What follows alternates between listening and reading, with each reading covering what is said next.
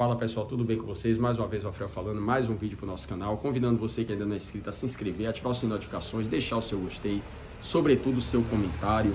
Convido aí você que não conhece ainda, né, a nossa página no Instagram, a Garagem do Alfredo 1, numeralzinho 1 no final. Além de postagem de conteúdo automotivo, também é um canal de interação conosco, beleza?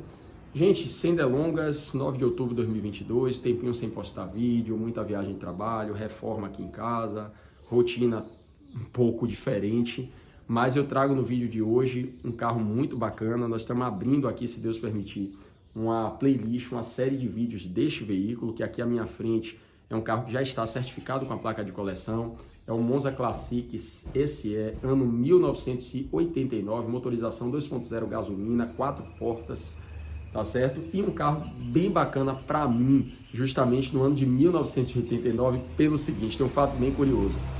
Quando eu era criança, meu pai teve um Monza na versão de entrada SL 1.8 álcool, 2 portas prata, aquela rodazinha de ferro. E eu tive a oportunidade de andar muito nesse carro. Tempos depois, tem até uma foto no Instagram, eu pude ter um Monza SLE, que era a versão intermediária da época, tá certo? Motorização 2.0, gasolina, 2 portas prata. E hoje aqui, por uma coincidência, eu trago um Classic SE, também 1989, ou seja, eu pude a nível de Monza 89 experimentar a versão SL de entrada, SLE intermediária e a Classic topo de linha. Isso para mim particularmente é bem interessante, tá certo? Gente, esse carro aqui, ele é um carro bem especial da década de 80, que ele foi batizado de queridinho da classe média, tá certo? Por que queridinho da classe média, Rafael? Explica isso aí.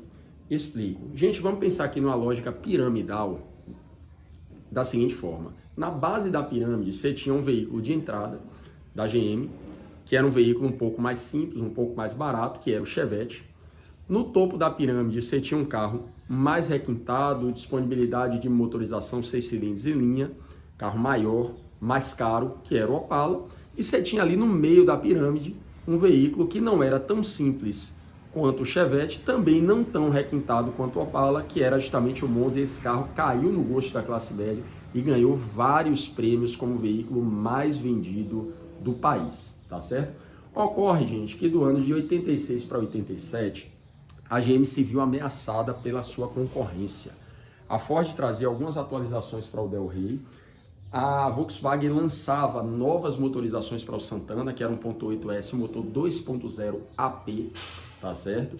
E daí a GM se sentiu um pouco ameaçada com essas inovações, e de 86 para 87 ela vai lá e lança esta versão Classic SE, tá certo? Como uma versão topo de linha. No Salão de São Paulo, reza a história, esse carro foi apresentado com o seguinte slogan: Monza Classic SE, 2 pontos, um Monza feito para poucos. Alfredo, me explique o porquê desse slogan. Gente, eu visualizo particularmente duas vertentes nesse slogan. A primeira, de um Monza feito para poucos, é que o projeto inicial da Chevrolet não era fazer uma produção definitiva desse carro, mas sim uma produção limitada, uma produção temporária. Então era um carro que teria um número limite de unidades. Então não era todo mundo que poderia comprar o carro, porque não teria carro para vender para todo mundo, entende? Então daí a primeira vertente de um Monza feito para poucos. A segunda vertente seria justamente que era um carro mais caro.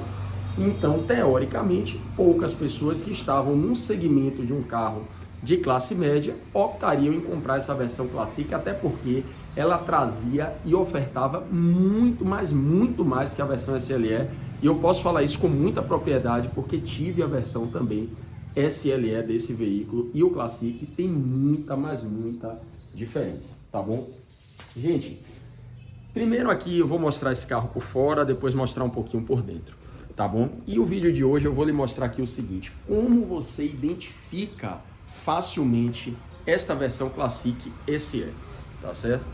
Começando pela dianteira do veículo, pela frente do veículo, tá certo? Fazendo aqui um adendo, carro, gente, tem todo o conjunto óptico GM fantástico. Faróis, lanternas traseiras, faróis auxiliares também CBE, pisca, para-brisa, tudo original de fábrica. Então vamos lá. Como é que você identifica aqui pela frente um Classic SE? Primeiro, pela pintura da grade. Então essa versão Classic, ela vinha com esta grade na cor do veículo. O emblema, não sei se em todos os Classics, mas em sua maioria, ele trazia um puxamento para uma espécie de cromado, tá certo? Reluzente, tá bom? E ele trazia também a tonalidade diferente dos seus para-choques. Esse aqui, inclusive, tem um interior azul Pilot, ou Pilote, como alguns chamam, tá certo? Muito bonito, vou mostrar daqui a pouco. E ele trazia também de série as suas luzes de milha ou auxiliares, não é isso? Então você consegue facilmente identificar a frente de um Monza Classic. Na lateral ele tem aqui rodas bem singulares específicas para esse modelo, essas inclusive que estão muito bonitas. Mas o curioso é que a dimensão dos pneus a GM manteve o mesmo. Então esse carro vem com 185/70/13, tá certo? Que é a mesma dimensão, por exemplo, dos outros segmentos mais ou menos requintados, tá certo? Outro ponto também do Classic que você consegue identificar facilmente era a antena elétrica de série. Então esse carro trazia a antena elétrica já de série como uma coisa também diferencial, um item diferencial desse veículo, tá certo? Aqui a nível de retrovisores ele vinha também pintados na cor do carro. Outro ponto também é que os frisos eles eram alargados. Então você consegue identificar também um outro detalhe da versão Classic SE. Aqui que, gente, está um pouquinho apagado, mas como está original, eu optei em não trocar, não acho essa pecinha mais original em canto nenhum, pelo menos eu não achei. Se alguém tiver, me avise aí que eu tenho interesse. Mas enquanto não acha, deixa aí da mesma forma, mas vinha muito bonito. Isso aqui era bem mais aceso, né? Mas por conta da ação do tempo ele termina desgastando um pouquinho, tá bom? Ele trazia aqui também seus detalhes cromados, tá certo? Esses apliques aqui também vinham na cor do veículo. E chegando à parte traseira do carro, você vai ver aqui que ele também era facilmente identificado por alguns itens. Primeiro, você já chama aqui as lanternas riscadas, tá certo? Entre aspas, os riscados, viu, gente? O detalhamento das lanternas eram diferentes. Ela tinha também aqui os alargadores. Os seus emblemas puxavam, assim como a gravatinha da Chevrolet lá na grade, um pouco mais para um cromado. Eu não sei se todos os Classics vinham assim, mas a maioria desse ano de 89 era desta forma, tá certo? Se eu posso precisar para vocês. E tinha um outro item também, que quem não conhece acha que foi instalado, mas não é. Ele vinha na versão Classic com a ponteira cromada do seu escapamento. Então você consegue identificar facilmente também esse carro pela sua traseira. Então falamos da dianteira, da lateral e da traseira. Gente, o interior do veículo é que é o mais bacana deste carro nessa versão Classic. Primeiro pela tonalidade, esse azul Pilot, ou Pilote, né, como alguns chamam aí, eu acho lindo, lindo, lindo, lindo esse interior.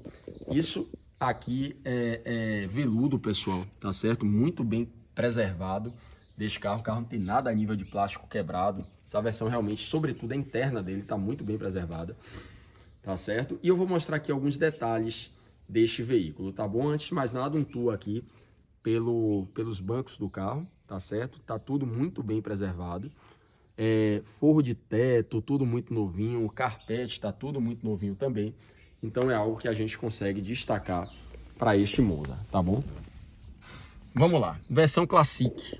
Primeira coisa que você identifica entrando num carro desse, tá certo? Acho que antes de qualquer outra coisa, você tem aí a qualidade do acabamento, claro. Luzinha ali de cortesia, tudo funciona. Você tem essa nomenclatura no volante Classic SE. E o volante, ele é um pouco diferente, gente, tá vendo? É um pouquinho diferente. Esse carro já trazia direção hidráulica de série. Você vai ver que tem muita coisa que não vinha na versão SLE. A nível de painel, ele tem aqui o conta-giros, tá certo? Tem o econômetro que funciona nesse carro. Medidor de amperagem da bateria também funcionando. Marcador de combustível, temperatura, velocímetro. Aqui, um diferencial também da versão Classic é que você tem a luz de neblina e você tem as luzes auxiliares de milha, tá bom? Inclusive, quando você liga, ela vai acender uma luzinha verde aqui, que nesse carro ainda está funcionando, tá bom? Esse alarmezinho aqui, outras versões vinham também, tá certo? Uma coisa interessante desse carro, gente, é o seguinte, ó. Ele tem esse alarmezinho de série, tá certo? Que ainda funciona. Só era encostar aqui na parte diagonal superior do carro e ele iria acionar. Eu particularmente tenho receio de usar isso aqui, porque vai que dá um problema. Enfim, então não uso, mas esse aqui ainda funciona, tá bom? Então vamos lá. Pessoal, a versão Classic ele já trazia também o rádio de série, tá certo? Auto reverse, isso aqui na década de 80 era um luxo. Quem é um pouco mais antigo sabe o que eu tô falando, tá certo? E esse som aqui funciona perfeitamente, assim como a antena elétrica, tá vendo? Então, som funcionando, antena elétrica também funcionando, tá certo? Esse carro que trazia também ar-condicionado de série, desse carro inclusive tá perfeito, funcionando, gelando bem bacana. Carro, só fazendo um adendo também, pessoal, não tem nada quebrado, tá vendo? Tudo muito conservado, coifa, enfim. Esse carro também que trazia aqui vidros elétricos nas 4 portas e retrovisores elétricos, deixa eu ligar ele aqui, mostrar para vocês, tudo também funcionando, tá certo? Trazia aqui também o relógio e o cronômetro também funcionando, como vocês estão vendo. Olha o painel desse veículo, gente. Era algo para a época extremamente requintado e desse carro não tem nenhum tipo de quebra, nada disso, tá bom? As luzes de cortesia também, tanto aqui na frente quanto atrás, funcionando perfeitamente, era algo da versão Classic. Olha o acabamento desse forro.